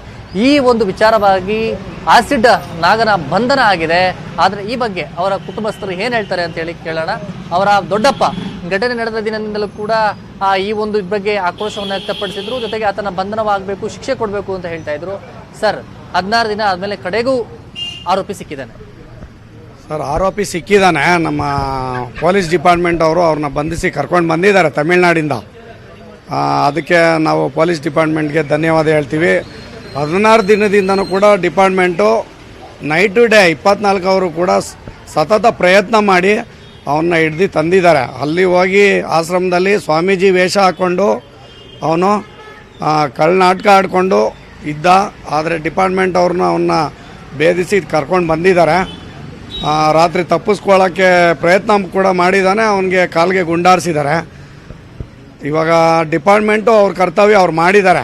ಅವರು 16 ದಿನನೂ ಸತತ ಪ್ರಯತ್ನ ಮಾಡಿ ಅವನ್ನ ಹಿಡ್ಕೊಂಡು ತಂದಿದ್ದಾರೆ. ಇವತ್ತು ಮುಂದೆ ಕಾನೂನಡಿಯಲ್ಲಿ ಅವ್ನಿಗೇನು ಶಿಕ್ಷೆ ಕೊಡಬೇಕು ಅನ್ನೋದನ್ನ ನಮ್ಮ ಕಾನೂನು ಏನು ಮಾಡುತ್ತೆ, ಉಗ್ರವಾದ ಶಿಕ್ಷೆ ಕೊಡಬೇಕು ಅಂತ ನಾವು ಕೇಳ್ಕೊಳ್ತೀವಿ. ಸರ್ ಅವನಿಗೆ ಎಲ್ಲೂ ಕೂಡ ಪಶ್ಚಾತ್ತಾಪ, ನಾನು ತಪ್ಪು ಮಾಡಿದೀನಿ ಅನ್ನೋ ಪಶ್ಚಾತ್ತಾಪ ಎಲ್ಲೂ ಮುಖದಲ್ಲಿ ಕಾಣಿಸ್ತಾ ಇದ್ದಂಗಿದೆಲ್ಲ. ಅವ್ನಿಗೆ ಏನೋ ಒಂದು ನಾನು ಸಾಧನೆ ಮಾಡಿದ್ದೀನಿ, ಜೀವನನೇ ಬೇಡ ಅನ್ನೋ ರೀತಿಯಲ್ಲಿ ಅವನಿದ್ದ ಅಂತ. ಸರ್ ಅವನು ನಮ್ಮ ಹುಡುಗಿ ಯಾವುದೇ ತಪ್ಪು ಮಾಡಿಲ್ಲ ಸರ್. ನಮ್ಮ ಹುಡುಗಿ ಯಾವುದೇ ತಪ್ಪು ಮಾಡದೇ ಇರೋಳು ಇವತ್ತು ಆ ಶಿಕ್ಷೆ ಅನುಭವಿಸ್ತಾ ಇದ್ದಾಳೆ. ಹಾಸ್ಪಿಟ್ಲಲ್ಲಿ ಮಲ್ಕೊಂಡು ಅವಳು ನೋವು ಅನುಭವಿಸ್ತಾ ಇದ್ದಾಳೆ. ಆ ನೋವನ್ನು ಇವನು 10ರಷ್ಟು ಅನುಭವಿಸ್ಬೇಕು. ನಮ್ಮ ಹುಡುಗಿ ಏನು ಅನುಭವಿಸ್ತಾ ಇದ್ದಾಳೆ ಅದು 10ರಷ್ಟು ನೋವು ಅನುಭವಿಸ್ಬೇಕು ಅಂದರೆ ನಮಗೆ ಜನದ ಕೈಗೆ ಬೇಕಂದರೆ ಕೊಟ್ಬಿಡ್ಲಿ. ಅವ್ನಿಗೆ ಏನು ಮಾಡೋದು ನಾವು ತೀರ್ಮಾನ ಮಾಡ್ತೀವಿ. ಇಲ್ಲ ಅಂದರೆ ಕಾನೂನು ಅಡಿಯಲ್ಲಿ ಅವ್ನಿಗೆ ಉಗ್ರವಾದ ಶಿಕ್ಷೆ ಕೊಡಲಿ, ಇಲ್ಲ ನೇಣಿಗೆ ಹಾಕ್ಬಿಡ್ಲಿ, ಇಲ್ಲ ಅವನಿಗೆ ಎನ್ಕೌಂಟ್ರ್ ಮಾಡಿ ಬಿಸಾಕ್ಲಿ ಅವನ್ನ. ಕರ್ನಾಟಕದ ಇತಿಹಾಸದಲ್ಲಿ, ಭಾರತದ ಇತಿಹಾಸದಲ್ಲಿ ಯಾವತ್ತೂ ಕೂಡ ಈ ಯಾವುದೇ ಹೆಣ್ಮಕ್ಳಿಗೂ ಕೂಡ ಈ ಥರ ಆಗಬಾರ್ದು. ಯಾರ ಮನೆ ಹೆಣ್ಮಕ್ಳಿಗೂ ಕೂಡ ಈ ಥರ ಆಗಬಾರ್ದು. ಈ ಬೇರೆ ಹೆಣ್ಮಕ್ಳು ಕೂಡ ಈ ಥರ ಮಾಡೋದಕ್ಕೆ ಭಯ ಪಡಬೇಕು. ಮುಂದಿನ ದಿನಗಳಲ್ಲಿ ಬೇರೆ ಜನ ಭಯ ಪಡಬೇಕು. ಆ ಥರ ಶಿಕ್ಷಣ ಅವನು ಕೊಡಬೇಕು ಅನ್ನೋದು ನಮ್ಮ ಒಂದು ಆಗ್ರಹ ಸರ್. ಯುವತಿಯ ತಂದೆ ರಾಜು ಅವರಿದ್ದಾರೆ, ಅವ್ರು ಮಾತಾಡಿಸ್ತೀನಿ. ಅವರು ಕೂಡ ದುಃಖತಪ್ತರಾಗಿದ್ದಾರೆ. ಒಂದು ಕಡೆ ಮಗಳಿನ ಒಂದು ನೋವು ಸರ್, ಒಂದು ಕಡೆ ಹಾಸ್ಪಿಟ್ಲಲ್ಲಿ ಮಗಳು ನೋವು ತಿಂದ್ಕೊಂಡು ಟ್ರೀಟ್ಮೆಂಟ್ ತಗೊಂತಾಳೆ, ಒಂದು ಪವಾಡದ ರೀತಿಯಲ್ಲಿ ಚೇತರಿಕೆ ಕಾಣ್ಕೊಂಡಿರುವಂಥದ್ದು. ಕೊನೆಗೂ ಆ ಒಂದು ಘಟನೆಗೆ, ಆ ಮಗುವಿನ ನೋವಿಗೆ ಕಾರಣ ಆದವನು ಪೊಲೀಸರು ಸಿಕ್ಕಿದ್ದಾನೆ. ಸಿಕ್ಕಿದ್ದಾನೆ, ಮಾಡಿದ್ದಾರೆ, ಕೆಲಸ ಮಾಡ್ತಾವ್ರೆ. ಅದು ಇನ್ನೊಂದು ಕಾಲಿಗೆ ಗುಂಡು ಆರಿಸ್ಬೇಕಾಯ್ತು, ಒಂದು ಕಾಲಿಗೆ ಆರಿಸಿದ್ದಾರೆ. ಅವ್ನು ಈಗ 2 ಕಾಲು ನೋವು ಅನುಭವಿಸಿದೆ. ನನ್ನ ಮಗಳು ಹೆಂಗೆ ಅಯ್ಯೋ ಅಂತ ಅವಳೆ. ಅದೇ ಥರ ಅವನು ಅಲ್ಲಿ ಯಾಕೆ ಕರ್ಕೊಂಡು ಹೋಗಿ ಮನ್ಸವ್ರೆ ಅವನ. ಇನ್ನೊಂದು ಕಾಲಿಗೆ ಗುಂಡು ಆರಿಸ್ಬಿಟ್ಟು ಬಿಡ್ಬಿಡ್ಬೇಕಾಯ್ತು ರೋಡ್ಗೆ, ತಿರ್ಗಿ ಓಡ್ತಾ ಇದ್ದ ಅಂತ. ಮಾಡಲಿ, ಅದೇನು ಮಾಡ್ತಾವ್ರೆ ಮಾಡಲಿ. ನಮಗೆ ಇನ್ಸ್ಪೆಕ್ಟ್ರುಗಳೆಲ್ಲ ಸಹಾಯ ಮಾಡವ್ರೆ. ಅವರು ಹೇಳಿದರು, ರಾಜು ನೀನು ಇದಕ್ಕೆ ತಲೆ ಕೆಡಿಸ್ಕೋಬೇಡ, ಇದ್ರ ಬಗ್ಗೆ ನಿನ್ನ ಮಗಳೊಂದು ಉಳಿಸ್ಕೊಬಾ ಅಂತ ಹೇಳಿದರು. ಉಳಿಸ್ಕೊಂಬಂದವ್ರೆ. ನಾನು ಹಂಗೆ ಮಾಡ್ತೀನಿ. ನನ್ನ ಮುಂದೆಗಡೆ ಹೇಳ್ತಾ ಇದ್ದೀನಿ, ಒಂದು 4 ಮಾತಾಡೋಕ್ಕೆ ಅವನ ಜೊತೆಲಿ, ನನ್ನ ಜೊತೆ ಮಾತಾಡೋಕ್ಕೆ ಬಿಡಿ, ಒಂದು 5 ನಿಮಿಷ ಆರೋಪಿ ಜೊತೆ ಮಾತಾಡ್ತೀನಿ, ಮಾತಾಡಬೇಕು ಅಂತ ಹೇಳ್ತಾ ಇದ್ದೀನಿ. ಯಾಕೆ ಮಾತಾಡಬೇಕು ನೀವು? ಮಾತಾಡ್ತೀನಿ. ಅವ್ನು ನಮಗೆ ನನ್ನ ಮಗಳು ಈ ಥರ ಮಾಡವನು ಅಂತ ಅಂದಮೇಲೆ ಅವತ್ತು ನಾನು ಮಾತಾಡ್ಕವ್ರು. ನನ್ನ ಜೊತೆಲಿ ಏನು ಇದು ಮಾಡಿಲ್ಲ. ಅವನು ಮಾತಾಡ್ಬಿಟ್ಟು ಯಾಕೆ ಮಾಡಿದೆ ನನ್ನ ಮಗಳಿಗೆ ಈ ಥರ ನೀವು ಕೇಳಬೇಕು. ನಿನಗೂ ಗೊತ್ತು ತಾನೇ ನನ್ನ ಮಗಳು ಹೆಂಗವ್ರೆ ಏನು ಅಂತ. ಅದನ್ನ ಮಾತಾಡ್ಬಿಟ್ಟು ಬರ್ತೀನಿ ನಾನು. ಮಾತಾಡ್ಬಿಟ್ಟು ಅವ್ನಿಗೆ ಏನು ಮಾಡ್ಬೇಕು ಅಲ್ಲಿ ಮಾಡ್ಬಿಟ್ಟು ಬರ್ತೀನಿ. ಮಗಳು ಆಸ್ಪತ್ರೆಯಲ್ಲಿ ನೀವು ಹೋದಾಗ ಏನು ಹೇಳ್ತಾ, ಮಗಳು ಹೇಳ್ತಾರೆ ಅವನ ಬಗ್ಗೆ ಮಾತಾಡಲ್ಲ, ಅವ್ನು ಶಿಕ್ಷೆ ಆಗಬೇಕು ಅಂತ ಹೇಳಿ ಅದು ಫಸ್ಟ್ನೇ ನಾನು ಹೇಳ್ಬಿಟ್ಟಿದ್ದೆ ಸಹ. ಅವಳು ರೋಡಲ್ಲಿ ಈಗ ಓಡಾಡುವಾಗ ಜನ ಮುಂದೆ ಓಡಾಡ್ತಾರಲ್ಲ, ಬೆಚ್ಚಿ ಇದ್ದವಳು. ನಾನು ಅಷ್ಟೊತ್ತಿಗೆ ಹೋದೆ. ಡ್ಯಾಡಿ ಅವನ್ನ ಹಿಡಿದ್ರ ಅಂದರು. ಹಿಡಿದ್ಬಿಟ್ಟು ಒಳಗೆ ಕೂಡಾಕೋರ್ ಮನೆ, ನೀನು ಬರೋಗಿಂಟ ಅವ್ರು ಶಿಕ್ಷೆ ಕೊಡಲ್ವಂತೆ. ನೀನು ಎದ್ದು ಬಂದಮೇಲೆ ನಿನ್ನ ಮುಂದೆನೇ ಕೊಡಿಸ್ತೀನಿ. ನೀನು ಚೆನ್ನಾಗೇ ಊಟ ಮಾಡಿಕೊಂಡು ಧೈರ್ಯ ತಗೋ. ಇವಾಗ ಧೈರ್ಯ ತಗೊಳ್ದೋದ್ರೆ ಆಗಲ್ಲ. ಅವನ್ನ ಹಿಡಿದ್ಬಿಟ್ಟು ಅವ್ರು 2 ದಿವಸಕ್ಕೆ ಅಂತ ಹೇಳಿಬಿಟ್ಟೆ ನಾವು ಅವತ್ತಿಂದ ಹೇಳಿ. ಇವಾಗ ನಾವು ಈಗ ಗುಂಡಾರಿಸ್ತಾ ಅಂದರೆ ಅವಳು ಸುಮ್ಗೆ ಆಮೇಲೆ ಇದು ಮಾಡುತ್ತೆ. ಈಗ ಅವ್ರ ದೊಡ್ಡಮ್ಮನೂ ಒಬ್ಬರೇ ಇರೋದಲ್ಲಿ. ಆದ್ದರಿಂದ ಅವ್ರು ಇವಾಗ ಅವಾಗಿಂದನೂ ಅವ್ರೂ ಸಿಕ್ಕವನೇ, ನೀನು ಎದ್ದು ಬರಬೇಕಂತ. ಅದಕ್ಕೆ ಊಟ ಗೀಟ ಜಾಸ್ತಿ ತಿನ್ನು ಅಂತ ಅವರು ಹಿಂಸೆ ಮಾಡ್ತಾಯಿದ್ರು. ಒಂದು ಕಡೆ ಪಾಪ ಮಗಳು ನೋವಲ್ಲಿದ್ಲು, ಒಂದು ಕಡೆ ದೊಡ್ಡ ಮಗಳು ಮದುವೆ ಮಾಡಿದ್ರಿ. ಮದುವೆ ಮಾಡ್ದೆ ಏನು ಮಾಡೋಕ್ಕಾಗಿದೆ. ಎಲ್ಲ ಪರ್ಮಿಷನ್ ಅವಳ ಕಡೆಯಿಂದ ಪರ್ಮಿಷನ್ನೇ ತಗೊಂಡೆ. ಈಗ ಅವಳು ಮನೆ ದಿವಸ ನನಗೂ ಹೇಳಿದ್ಲು, ಡ್ಯಾಡಿ ಎಲ್ಲರೂ ಒಂದು ದೊಡ್ಡ ಫಂಕ್ಷನ್ ಮಾಡ್ಬೇಕು ನೀನು ಅಂತ ಅಂದು. ಆಯ್ತವ ಅಂತ ಹೇಳಿದ್ದೀನಿ. ನಾನು ಮನೆಗೆ ಹೋಗ್ತೀನಿ ಅಂದಾಗ ಅವ್ರು ಹೇಳಿದ್ದಾರೆ, ಎಲ್ಲಿ ಮಾಡ್ತೀಯ ಡ್ಯಾಡಿ ಅಂದು. ನೀನು ಎದ್ದು ಬಾ ಮನೆ, ನಾನು ಮಾಡ್ತೀನಿ ಗೊತ್ತು ಅಂತ ಹೇಳಿ. ಅವನ ಆರೋಪಿ ಅರೆಸ್ಟ್ ಆಗಿದ್ದಾನೆ ಅನ್ನೋದು ಮಗಳೇನಂದು. ಅರೆಸ್ಟ್ ಆಗಲಿ, ನನ್ನ ಮುಂದೆಗಡೆ ಶಿಕ್ಷೆ ಕೊಡಲಿ ಅಂತ ಅಂದು. ಅವ್ರು ಏನು ಮಾಡ್ತಾರೆ, ನನ್ನ ಮುಂದೆಗಡೆ ಶಿಕ್ಷೆ ಕೊಡಲಿ, ಆಗ ನನಗೆ ಧೈರ್ಯ ಬರ್ತದೆ. ನೋಡಿ, ಇಲ್ಲಿ ಆಸಿಡ್ ಆಗದೆ ಅಲ್ಲೋ ತಮಿಳ್ನಾಡಲ್ಲಿ ಸ್ವಾಮೀಜಿ ಥರ ವೇಷ ಹಾಕ್ಕೊಂಡು ಕಪಟವ ಸನ್ಯಾಸಿ ಥರ ಎಂಥ ದೊಡ್ಡ ಕಳ್ಳನ ಮಗ ನೋಡಿ ಅವನು. ಇಲ್ಲಿಂದ ಹೋಗಿ ಪಾಪ ಇಲ್ಲಿ ಮಾಡ್ಬಿಟ್ಟು ಹೋಗ್ಬಿಟ್ಟು ಆ ಸ್ವಾಮೀಜಿಯರಿಗೂ ಅಯ್ಯೋ ಅನ್ಸ್ಬಿಟ್ಟಿದ್ದಾನೆ. ಈಗ ಅವ್ರಿಗೆ ಊಟ ಹಾಕೊಂಡು ಮಡಿಕೊಂಡಿರೋದೇ ಹೆಚ್ಚು ಅಲ್ಲಿ. ಅವಾಗ ಅವ್ರು ಸಡನ್ ಅಂತ ಹೇಳಿದರೆ ಅದೊಂಥರ. ಅವರು ಅಲ್ಲಿ 4-5 ದಿನದಿಂದ ಅಲ್ಲೇ ಅವರೇ ಅಲ್ಲ, ಅವ್ರಿಗೂ ಕಂಡು ಹಿಡಿಯೋಕ್ಕಾಗಲ್ಲ. ಈ ಥರ ಏಸಾಕವನಿಂದ ಅವನು ಬಿಡ್ತಾರ. ಕೊನೆಗೂ ಸಿಕ್ಕಿದನಲ್ಲ, ಆರಿಸಿದಾರಲ್ಲ, ಇನ್ನೊಂದು ಕಾಲಿಗೆ ದೊಡ್ಡ ಶಿಕ್ಷೆ ಆಗಬೇಕು ಅಂತ ಹೇಳ್ತೀನಿ. ಆಗಲೇಬೇಕು. ಜನ ಎಲ್ಲ ಕೇಳೋದೇ ಅದು. ಇವಾಗ ನಾವು ಕೇಳೋದು, ಜನನೂ ಅದೇ ಕೇಳೋದು. ಇನ್ನೊಂದು ಹೆಣ್ಮಕ್ಳಿಗೆ ಆಗ್ಬಾರ್ದು ಆ ಥರ. ಎಲ್ಲ ಹೆಣ್ಮಕ್ಳು ನಮ್ಮ ಮಕ್ಳ ಥರನೇ ಅಲ್ವಾ. ಈಗ ರೋಡಲ್ಲಿ ಹೋಯ್ತದೆ ಯಾವನಾರು ಹಂಗೆ ಮಾಡ್ಬಿಟ್ಟೋದ್ರೆ ಅವನ್ನೇ ಬಿಟ್ಬಿಟ್ರು, ನೀವು ನಾವೇನು ಇದು ಮಾಡೋದು ಅಂತ. ಇವಾಗ ಬಡವ್ರ ಹೆಣ್ಮಕ್ಳಿಗೆ ಈಗ ನಾವು ನೋಡಿದ್ವಿ. ಅವಳು ಎಷ್ಟೇ ದಿನ ಕೂಡಾಕಿ ನಾನು ಎದ್ದು ಬರೋಗಿಂಟನು ಬೇಕಾ, ನಾನು ಮುಂದೆಗಡೆ ಏನು ಶಿಕ್ಷೆ ಕೊಡ್ತಾರೆ ನಾನು ಹೇಳ್ತೀನಿ ಅವ್ರಿಗೆ ಅಂತ ಹೇಳಿದಾಳು, ಮಾತಾಡಿದಾಳೆ ನನ್ನ ಜೊತೆಲಿ. ಆದರೆ ಅವರು ಎಲ್ಲ ಮಾತಾಡ್ಬಿಟ್ಟೆ ಇದು ಮಾಡಿರೋದು, ಅದನ್ನೇ ಕೇಳ್ತಾ ಇರೋದು. ಇದಿಷ್ಟು ಯುವತಿಯ ತಂದೆ ರಾಜು ಅವರ ಮಾತು. ಮಗಳನ್ನ ಮಾತನಾಡಿಸಿದ ಸಂದರ್ಭದಲ್ಲಿ ಮಗಳು ನಾನು ಗುಣಮುಖ ಆಗಿ ಮನೆಗೆ ಬಂದಂಥ ಸಂದರ್ಭದಲ್ಲಿ ನನ್ನ ಮುಂದೆ ಆರೋಪಿಗೆ ಶಿಕ್ಷೆಯನ್ನ ಕೊಡಬೇಕು, ಅತಿ ಕಠಿಣವಾದ ಶಿಕ್ಷೆಯನ್ನ ನನ್ನ ಮುಂದೆನೇ ಕೊಡಬೇಕು ಅಂತೇಳಿ ಮಗಳು ನನ್ನ ಮುಂದೆ ಹೇಳ್ಕೊಂಡಿದ್ದಾಳೆ ಅಂತೇಳಿ ತಂದೆ ಕಣ್ಣೀರನ್ನ ಹಾಕ್ತಾ ಇದ್ದ. ಜೊತೆಗೆ ಆರೋಪಿಗೆ ಏನು ರಾತ್ರಿ ತಪ್ಪಿಸ್ಕೊಂಡ ಸಂದರ್ಭ ಒಂದು ಕಾಲಿಗೆ ಹೊಡೆದಾಗ ಮತ್ತೊಂದು ಕಾಲಿಗೆ ಹೊಡಿಬೇಕಾಯಿತು, ಅವನಿಗೆ ಗಲ್ಲಿಗೇರಿಸಬೇಕು ಅಂತ ಹೇಳಿ ಏನು ಅವರು ಕೂಡ ಅವ್ರ ಕುಟುಂಬಸ್ಥರು ಕೂಡ ಹೇಳ್ತಾ ಇರುವಂಥದ್ದು. ಕ್ಯಾಮರಾ ಪರ್ಸನ್ ವೆಂಕಟೇಶ್ವರ ಜೊತೆ ಗಂಗಾಧರ್ ವಾಗ್ಟ, ನ್ಯೂಸ್ 18 ಕನ್ನಡ, ಬೆಂಗಳೂರು. ಇದವ್ರ ತಂದೆ ಮತ್ತು ದೊಡ್ಡಪ್ಪ ಮಾತಾಡಿದ್ರು. ಇನ್ನು ಹೆಣ್ಮಕ್ಳು ನೋಡಿ, ಆಸಿಡ್ನಾಗ ನರಳಿ ಸಾಯ್ಬೇಕು ರೀ, ಅವನು ಗುಂಡು ಹೊಡೆದ್ರೆ ಸಾಕಾಗಲ್ಲ. ಸಂತ್ರಸ್ತೆಯ ತಾಯಿ ಲಕ್ಷ್ಮಮ್ಮ ಅವರ ಆಕ್ರೋಶದ ನುಡಿ. Breaking news. ಇದು ಲಕ್ಷ್ಮಮ್ಮನವರು ಮಾತಾಡಿದ್ದು, ಸಂತ್ರಸ್ತೆಯ ತಾಯಿ ಇವರು. ಅವನ ಕಾಲಿಗೆ ಗುಂಡು ಹೊಡೆದ್ರಿಂದ ಸಮಾಧಾನ ಆಗ್ತಿಲ್ಲ. ನನ್ನ ಮಗಳ ಥರ ಅವನು ಕೂಡ ನೋವು ತಿನ್ಬೇಕು, ಅನುಭವಿಸ್ಬೇಕು ಅವನು. ನ್ಯೂಸ್ 18 ಜೊತೆ ಸಂತ್ರಸ್ತೆಯ ತಾಯಿ ಲಕ್ಷ್ಮಮ್ಮ ಅವರು ಮಾತಾಡಿದ್ದಾರೆ.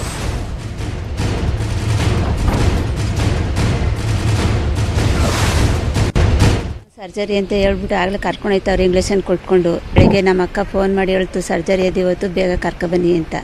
ನನ್ನ ಮಗ ಕರ್ಕೊಬಂದು ಬಿಟ್ಬಿಟ್ಟು ಇವಾಗ ಹೋಗವನೆ. ಇವಾಗ ಅಲ್ಲಿ ಇಂಗ್ಲೀಷನ್ ಕೊಟ್ಟವ್ರೆ ಕರ್ಕೊಂಡು ಹೋಯ್ತವ್ರೆ ಸರ್ಜರಿಗೆ. ಈಗ ನಾನು ಅಲ್ಲಿಗೆ ಹೋಗಬೇಕು. ನನಗೆ ಗುಂಡೋಟ ಹೊಡೆದಿರೋದು ಸಮಾಧಾನ ಇಲ್ಲ. ನನ್ನ ಮಗಳು ಹೆಂಗೆ ನೋವು ತಿಂತಾವಳೋ ಹಂಗೆ ಅವನಿಗೂ ಅದೇ ಥರ ಮಾಡಬೇಕು. ನನಗೆ ಅವಳಿಗೆ ಹಾಕೋ ದಿವಸ ಕರ್ಕೊಬಂದ್ರಲ್ಲ ಅಲ್ಲಿ ಆಸ್ಪತ್ರೆಯಿಂದ ಇಲ್ಲಿ ಕರ್ಕೊಬಂದ್ವಲ್ಲ, ಅವತ್ತೇ ಅವಳು ಕೇಳಿದ್ಲು ಸಿಕ್ಕದ್ ನಮ್ಮ ಅವ್ನ ಅರೆಸ್ಟ್ ಮಾಡವ್ರ ಅಂತ. ನಾವು ಅವತ್ತೇ ಸಿಕ್ಬಿಟ್ಟವನೆ ಅಂತ ಹೇಳಿದ್ವಿ, ಇವಾಗ ಸಿಕ್ಕವನೆ ಅಂತ ನಾವು ಹೇಳಿದ್ರೆ ಅವಳು ಅಷ್ಟೇ. ಇವಾಗ ಸಿಕ್ಕವನೆ ಅಂತ ಹೇಳಿಲ್ಲ, ನಾವು ಮೊದಲನೇ ದಿವಸನೇ ಸಿಕ್ಬಿಟ್ಟವನೆ ಅಂತ ಎಲ್ಲ ಇಲಾಖೆಗಳೆಲ್ಲ ಹಂಗೇನೆ ಹೇಳಿರೋದು. ಅರೆಸ್ಟ್ ಆಗ್ಬಿಟ್ಟವನೆ, ಅವನು ಸಿಕ್ಕಿಲ್ಲ ಅಂತ ಹೇಳಿಲ್ಲ ಅವರು. ಅವನಿಗೆ ಏನು ಮಾಡಂಗಿಲ್ಲ. ನನ್ನ ಮಗಳು ಇವತ್ತು ಏನು ನೋವು ಉರಿ ಬಾದಿ ತಿಂತಾವಳೋ ಅದೇ ಥರ ಅವನಿಗೂ ಆಗಬೇಕು, ಅದೇ ಶಿಕ್ಷೆ ಅವನಿಗೂ ಕೊಡಬೇಕು. ಅವನು ಇನ್ನೊಬ್ರು ಮಕ್ಳಿಗೆ ಹಾಕೋಕ್ಕೂ ಎದುರ್ಕೋಬೇಕು. ಆ ಥರ ಮಾಡಿ ನನ್ನ ಮಗಳೇ ಕೊನೆ ಆಗ್ಬೇಕು ಇದ್ರೊಳಗೆ, ಬೇರೆ ಹೆಣ್ಮಕ್ಳಿಗೆ ಆಗಬಾರ್ದು ಈ ಥರ. ಅವನಿಗೆ ನನ್ನ ಮಗಳಿಗೆ ಹೆಂಗಾಗೋದು ಹಂಗೆ ಆಗ್ಬೇಕು ಅವನಿಗೆ. ಇವತ್ತು ನನ್ನ ಮಗಳು ಎಷ್ಟು ಅಯ್ಯೋಪ್ಪ ಅಂತವಳೋ ಅಷ್ಟು. ಸಿಸೇರಿಯನ್ ಬಳಿಕ ಹಾಕಿದಂತ ಹೊಲಿಗೆ ಬಿಚ್ಚಿಸ್ತಾ ಇದೆ. ಆಪರೇಷನ್ ಆದ 2 ದಿನದಲ್ಲಿ ಕಿತ್ತು ಹೋಗಿದೆ ಹೊಲಿಗೆ. ವೈದ್ಯರ ನಿರ್ಲಕ್ಷ್ಯದಿಂದಾಗಿ ವಾಲಂಟಿಯರಿಗೆ ಸಂಕಷ್ಟ ಶುರುವಾಗಿದೆ. Breaking news.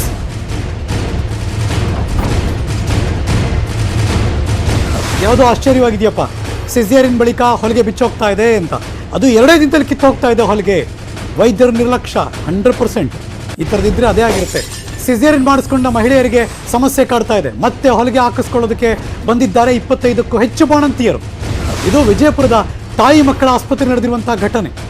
ಹೊಲಿಗೆ ಕಿತ್ತು ಕೆಲವರಿಗೆ ಕೀವು ತುಂಬಿಕೊಂಡು ಸಮಸ್ಯೆ ಕಾಡ್ತಾ ಇದೆ. ತುಂಬ ಡೇಂಜರಸ್ ಇದು. ತರಬೇತಿಗೆ ಬಂದವರಿಂದ ಹೊಲಿಗೆ ಹಾಕಿಸಿದಂಥ ಆರೋಪ. ಪಾಯಿಂಟ್ ಇದು ಇರ್ಬೋದೇನೋ. ಗರ್ಭಿಣಿಯರಿಗೆ ಸೂಕ್ತ ಚಿಕಿತ್ಸೆ ನೀಡ್ತಾ ಇಲ್ಲ ಅಂತ ಆರೋಪ ಮಾಡ್ತಿದ್ದಾರೆ. ವಿಜಯಪುರದಲ್ಲಿ ನಡೆದಿರುವಂತಹ ಘಟನೆ.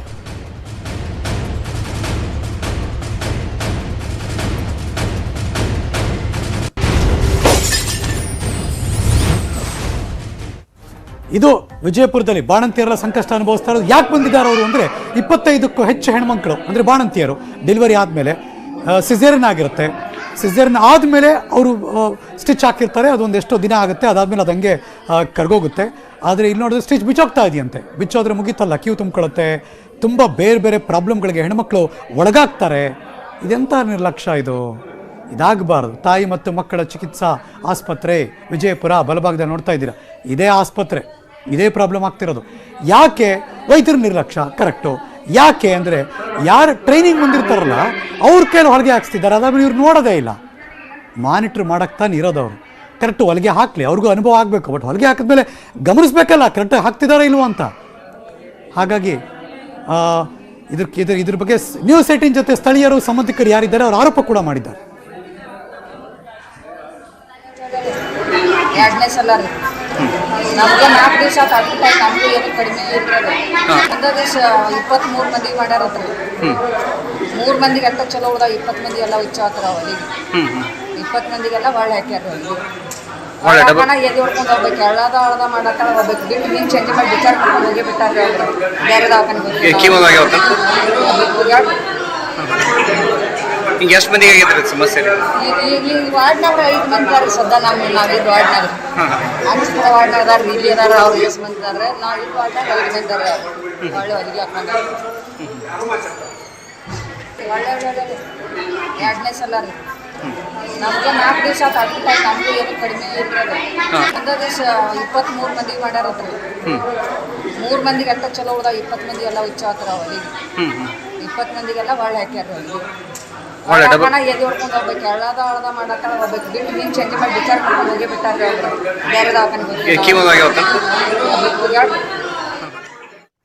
ನಮ್ಮ ಜೊತೆ ನೇರ ಸಂಪರ್ಕದಲ್ಲಿ SL ಲಕ್ಕಣ್ಣವರ್, ವಿಜಯಪುರ ಜಿಲ್ಲಾ ಸರ್ಜನ್, ಲೈವ್ ಜಾಯಿನ್ ಆಗಿದ್ದಾರೆ.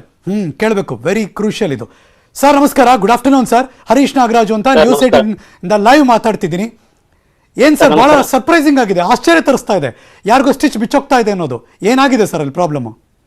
ಸರ್, ಈಗ ವಿಷಯ ಹೇಳ್ಬೇಕಂತಂದ್ರೆ ನಮ್ಮ ಜಿಲ್ಲಾಸ್ಪತ್ರೆಯಲ್ಲಿ, ತಾಯಿ ಮತ್ತು ಮಕ್ಕಳ ಆಸ್ಪತ್ರೆಯಲ್ಲಿ ತಿಂಗಳಿಗೆ ನೀವು ಸರಿಸುಮಾರು 1000ರಿಂದ 1200 ಹೆರಿಗೆ ಆಗ್ತವೆ. ಸರಿ. ಸೊ ಇಲ್ಲಿ ಕೇವಲ ನಮ್ಮ ಬಿಜಾಪುರ ಜಿಲ್ಲೆಯಿಂದ ಮಾತ್ರ ಅಲ್ಲ, ನೆರೆ ಯಾದಗಿರಿ ಇರ್ಬೋದು, ಗುಲ್ಬರ್ಗ ಇರ್ಬೋದು, ಬಾಗಲಕೋಟೆ ಇರ್ಬೋದು, ಇವನ್ ಮಹಾರಾಷ್ಟ್ರ ಸಾಂಗ್ಲಿ ಮಿರಜಿಂದ ಕೂಡ ಬರ್ತದೆ.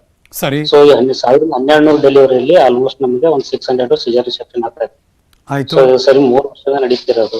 ಸೊ ಈ ನಮ್ಮ ಆಸ್ಪತ್ರೆಯಲ್ಲಿ ಏನಿರ್ತೈತೆ, ನಾವು ಡೈಲಿ 40 ಡೆಲಿವರಿ ಆಗ್ತಾ ಇರ್ತೈತೆ. 40 ಡೆಲಿವರಿಯಲ್ಲಿ ಸರಿ ಸುಮಾರು 15-20 ಸಿಜರ್ ಸೆಕ್ಷನ್, 20-25 ನಾರ್ಮಲ್ ಡೆಲಿವರಿ ಆಯ್ತು. ಸೊ ನಾವು ದಿನದ 24 ಗಂಟೆಗಳನ್ನು ಕೂಡ ನಾವು ಏನಿರ್ತಾವೆ ಅಲ್ಲಿ ಓಟಿಯನ್ನ ಓಪನ್ ಆಗಿಟ್ಟಿರ್ತೇವೆ. ಸರಿ. ಸೊ ದಿನದ 24 ಗಂಟೆ. ಸೊ ಈ ವಿಷಯಗಳಾಗಿದ್ದು ಈ ಏಪ್ರಿಲ್ 30ರಿಂದ ಮೇ 3ರ ಅವಧಿಯಲ್ಲಿ. ಸೊ ಈ ಏಪ್ರಿಲ್ 30ರಿಂದ ಮೇ 3ರ ಅವಧಿಯಲ್ಲಿ ತಮ್ಗೆ ಹೇಳ್ಬೇಕಂತಂದ್ರೆ ನಮ್ಗೆ 154 ಸಿಜರ್ ಸೆಕ್ಷನ್ ಆಗಿರ್ತಾವೆ. ಆಯ್ತು. ಸೊ 154 ಸಿಜರ್ ಸೆಕ್ಷನ್ ಅಲ್ಲಿ ಸುಮಾರು 18 ಜನರಿಗೆ ಈ ತರ ಸ್ಟಿಚ್ ನಲ್ಲಿ ಸ್ವಲ್ಪ ಇನ್ಫೆಕ್ಷನ್ ಆಗಿದೆ. ಸೊ ಇದು ನಮ್ ಗಮನಕ್ಕೆ ಬುಧವಾರ ದಿವಸ 3ನೇ ತಾರೀಕಿಗೆ ಬಂತು.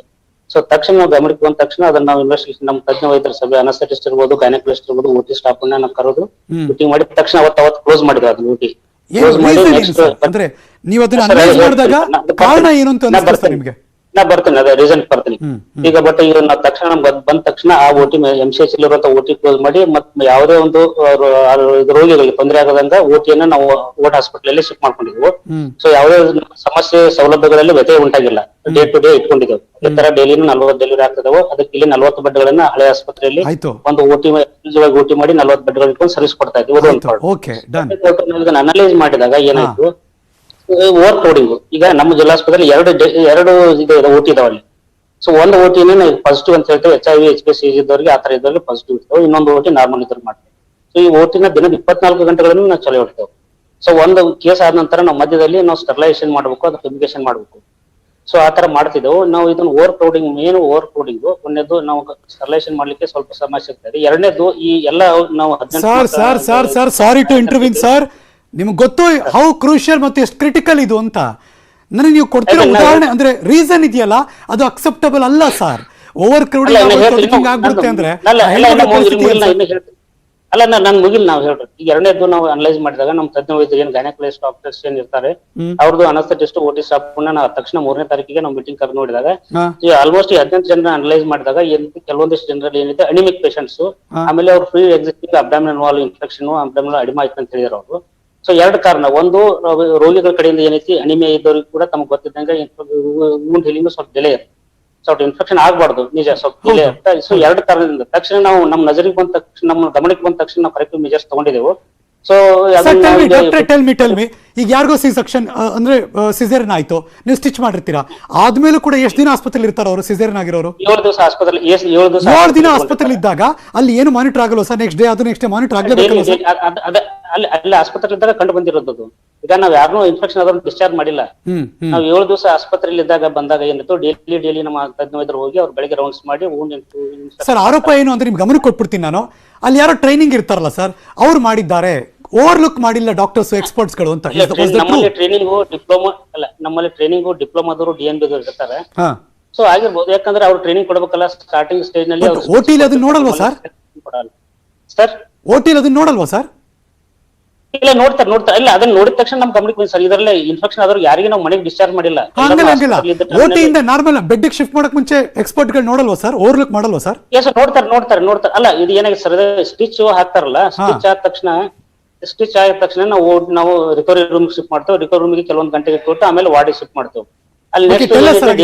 ರಿಪೀಟ್ ಆಗಬಾರ್ದು ಅಂದ್ರೆ ಏನ್ ಕ್ರಮ ಸರ್? ಡೆಫಿನೆಟ್ಲಿ ರಿಪೀಟ್ ಆಗಲ್ಲ. ಇದು ನಾವು ನಮ್ಮ ಗಮನಕ್ಕೆ ಬಂದ ತಕ್ಷಣ 1 hour ಲೇಟ್ ಮಾಡಲಾರ್ದೆ ಕರೆಕ್ಟ್ ಮೆಜರ್ಸ್ ತಗೊಂಡಿದ್ದೇವೆ ನಾವು. ಖಂಡಿತ ರಿಪೀಟ್ ಆಗಲ್ಲ. ಸೊ ಇದು ಏನು ಉಂಟು ಇನ್ಫೆಕ್ಷನ್ ಆಗಿದೆ ಯಾರು ಸರ್, ನಮ್ಮೆಲ್ಲರಿಗೂ ಗೊತ್ತಿರೋ ಹಾಗೆ ಜನರಲ್ಲಿ ಜಗತ್ತಿಗೆ ಗೊತ್ತು, ಒಂದು ತಾಯಿ ಹೆರಿಗೆಗೆ ಹೋಗ್ತಾರೆ ಅಂದ್ರೆ ಪುನರ್ಜನ್ಮ ಅಂತ. ಹಾಗಾಗಿ ಒಂದಷ್ಟು ಮುತುವರ್ಜಿ ವಹಿಸಿ ಇನ್ಮೇಲೆ ಅದನ್ನ ಮತ್ತೆ ಮರುಕಳಿಸಬಾರ್ದು ಅಂತ ನೀವು ಮಾನಿಟರ್ ಮಾಡ್ತೀರಾ ಅಂತ ಅನ್ಕೊಂಡಿದ್ದೀನಿ ಸರ್. ನಮ್ ಜಿಲ್ಲಾಸ್ಪತ್ರೆ ಬಗ್ಗೆ ತಮಗೆ ಗೊತ್ತಿದೆ, ನಿಮ್ ಲೋಕಲ್ ದವ್ರು ಕೇಳ್ರಿ. ಈಗ ನಾವು ಡೆಫಿನೆಟ್ಲಿ ಗಿವಿಂಗ್ ಎಕ್ಸ್ಟ್ರೀಮ್ಲಿ ನಮ್ doctors good services. So but unfortunately ಇದು ಕೆಲವೊಂದು ನಮ್ ಕಡೆಯಿಂದ ಇರ್ಬೋದು, ತಾಯಿಂದ ಕಡೆಯಿಂದ ಇನ್ಫೆಕ್ಷನ್ ಆಗಿದೆ. Should not be sir, ನಮ್ ಅಷ್ಟೇ. ಗಮನಕ್ಕೆ ಬಂದ ತಕ್ಷಣ ಮತ್ತೆ ಅದು ರಿಪೀಟ್ ಆಗೋದು ಬೇಡ ಸರ್, ಮತ್ತೆ ಆ ಥರದ್ದು ಮರುಕಳಿಸಬಾರ್ದು ಅಂತ ಈ ಕ್ಷಣ ಆ ಭರವಸೆ ನಾನು ಇದ್ದೀನಿ ಅಷ್ಟೇ. ಥ್ಯಾಂಕ್ ಯು ಸರ್, ನ್ಯೂಸ್ 18 ಜೊತೆ ಮಾತಾಡೋದಕ್ಕೆ. SL ಲಕ್ಕಣ್ಣವರ್, ವಿಜಯಪುರ ಜಿಲ್ಲಾ ಸರ್ಜನ್ ಅವರು. ನ್ಯೂಸ್ ಮುಂದುವರಿತಾ ಒಂದು ಚಿಕ್ಕ ಬ್ರೇಕ್ ಆದ್ಮೇಲೆ ಎಲ್ಲೂ ಹೋಗದೆ ಕಾಯ್ತಾ ಇರಿ.